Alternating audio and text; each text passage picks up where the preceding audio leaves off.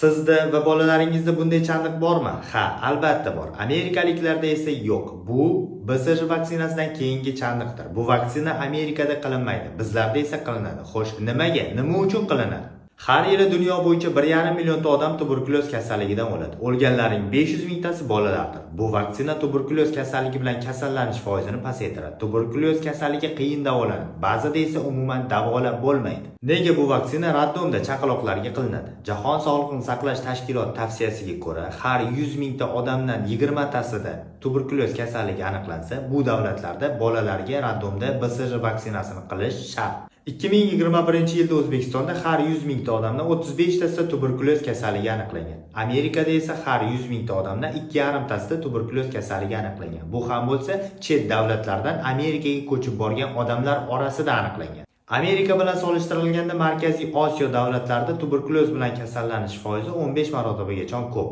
Shuning uchun bizlarda vaksina qilinadi, Amerikada esa yo'q. Lekin yildan yilga O'zbekistonda ham tuberkulyoz bilan kasallanish foizi kamayib bormoqda.